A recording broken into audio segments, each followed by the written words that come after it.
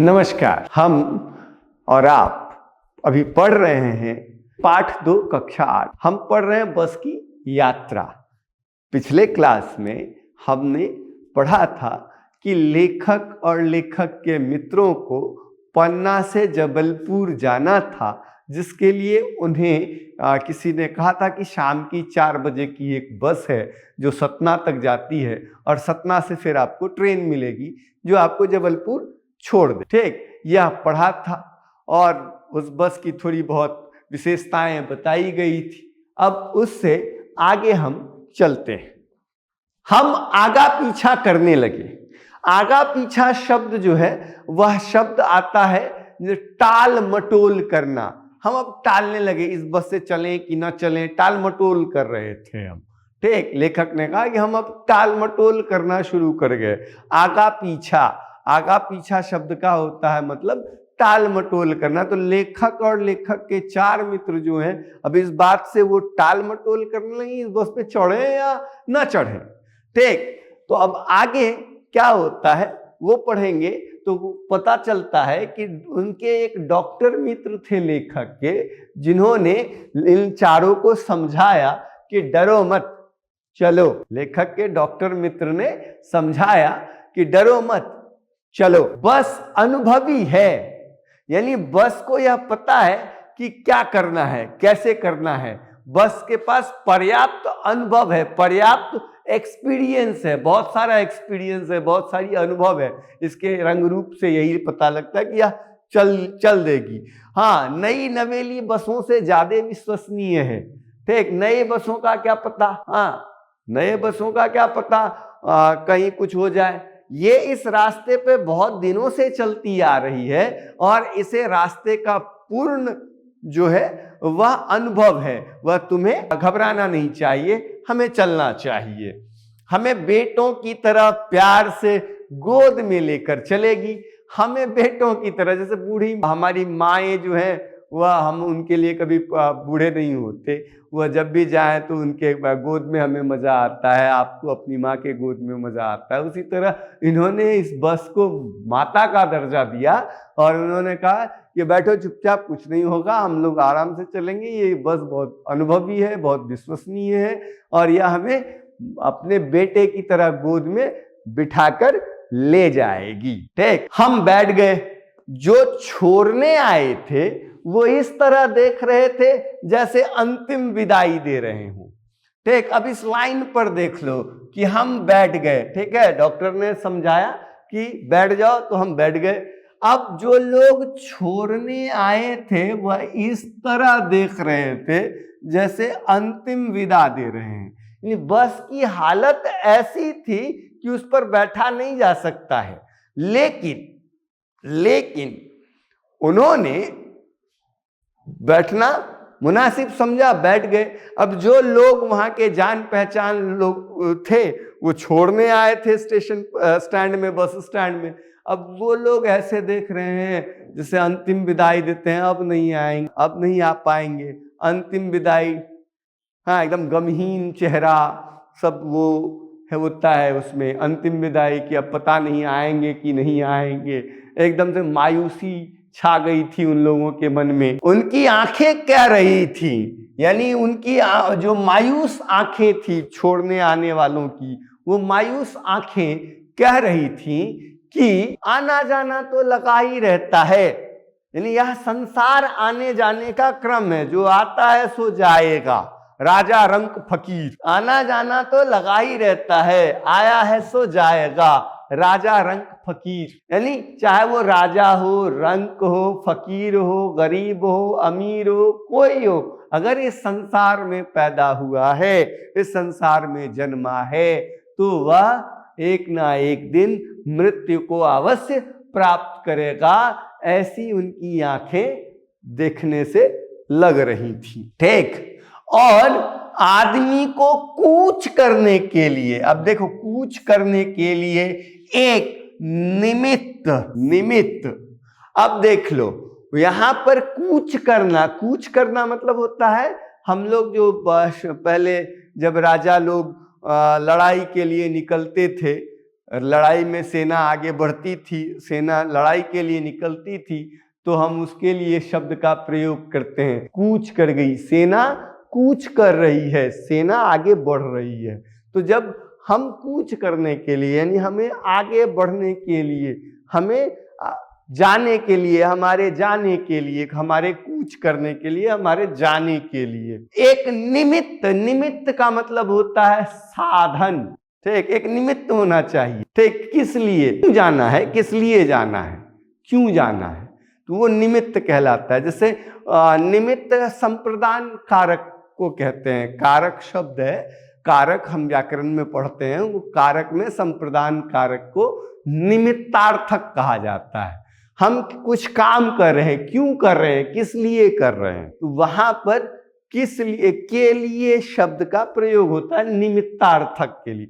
यानी यहाँ पर आदमी को मरने के लिए, यहाँ कुछ शब्द का मतलब हो जाएगा मृत्यु, ठीक, मृत्यु, ठीक, मृत्यु के लिए एक निमित्त, ठीक, निमित्त, यहाँ निमित्त का अर्थ हो जाएगा साधन, ठीक, निमित्त, यानी हमारी मृत्यु के लिए कुछ ना कुछ साधन चाहिए ना, कि अच्छा बस पे चढ़ गए तो इसीलिए एक्सीडेंट हो गया, मर गए, तो निमित्त शब्द का जो है यहाँ पर साधन अर्थ में प्रयोग किया गया है। अब आगे बढ़ते हैं तो फिर हमें पता लगता है कि इंजन सचमुच स्टार्ट हो गया। इंजन जैसे इंजन में चाबी डाला, वो इंजन स्टार्ट हो गया।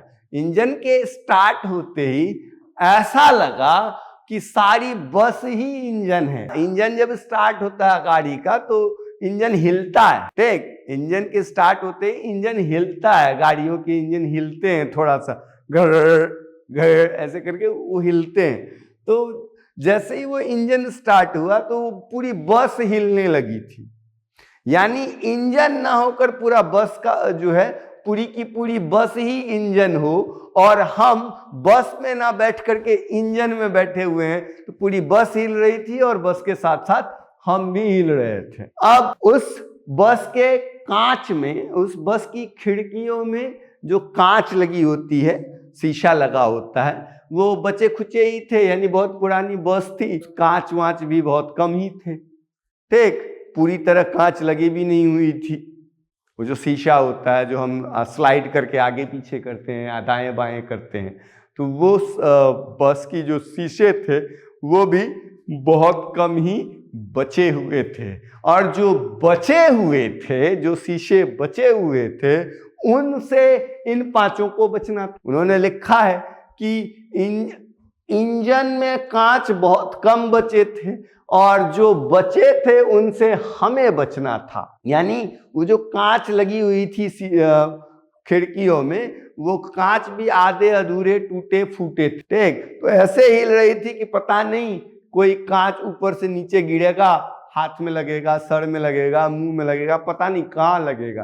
तो जो कांच बची हुई थी उस बस के खिड़कियों में, उन खिड़कियों के कांचों से अब इन लेखकों को और लेखक के मित्रों को बचना, ठीक। हम फौरन खिड़की से दूर सड़क गए, यानी जो खिड़की थी उसे एक सीट छोड़ दिया, दूसरे सीट से बैठना शुरू हुए, नहीं उधर नहीं बैठेंगे, ठीक, दूसरे सीट से बैठना शुरू हुए, खिड़की से सड़क गए, ठीक। इंजन चल रहा था और हमें लग रहा था कि हमारी सीट के नीचे इंजन है। यानी जब इंजन रनिंग में होता है तो वो हिलता रहता है, ठीक, वो अपने पार्ट पुर्जों के कारण से हिलता रहता है और उसके कारण से उसमें गड़गड़ाहट होती है, थरथराहट होती है। और इनकी जो सीटें थी वो इंजन के गड़गड़ाहट और थरथराहट के साथ ही ये सीटें भी हिलती जा रही थी। तो लेखक को लगा कि वो जो इंजन है बस का, वो उनके सीट के नीचे ही रखा गया है, ठीक, इसी कारण से उनकी सीट भी। अब आगे है कि बस सचमुच चल पड़ी और हमें लगा कि यह गांधी जी के असहयोग और सविनय अवज्ञा आंदोलन के वक्त अवश्य जवान रही होगी, ठीक। एक तो 1924 में उनका जन्म हुआ था, ठीक, और आपको मैं बता दूं कि गांधी जी का जो असहयोग आंदोलन हुआ था वह 1919 में हुआ था, 1919 में हुआ था। और सविनय अवज्ञा आंदोलन जो हुआ था वो 40 के लगभग में हुआ था। 1919 में असहयोग आंदोलन हुआ था, 40 के लगभग में सविनय अवज्ञा आंदोलन हुआ था। इस तरह से आप देख लीजिए तो इसकी विशेषता बताई है बस की कि बस नई कब रही होगी, बस नई कब रही होगी, बस नई तब रही होगी जब इनका जन्म नहीं हुआ था। ठीक 1919 के समय में यह बस पूरी नई रही होगी जिस समय में गांधी जी ने असहयोग आंदोलन और सविनय अवज्ञा आंदोलन शुरू किया था। ठीक, तो उस समय में ये जवान रही होगी और उन्हें यानी इस बस को पूरी तरह ट्रेनिंग मिल चुकी थी कि असहयोग आंदोलन कैसे हुआ था, सविनय अवज्ञा आंदोलन कैसे हुआ था, और इन दोनों आंदोलनों से जिस समय में ये नहीं रही होगी उसी समय में ट्रेंड हो गई होगी और आज वह हम लोगों के साथ असहयोग आंदोलन और सविनय अवज्ञा आंदोलन दोनों का ही मिला जुला असर हमें दिखा रही है। देख लीजिए कैसे हर हिस्सा एक दूसरे से असहयोग कर रहा था। यानी इंजन कह रहा था कि मैं तुम्हारे साथ नहीं, खिड़कियां की कांचें कह रही थी खिड़की के साथ नहीं, ठीक, सीट कह रहा था हम बॉडी के साथ नहीं।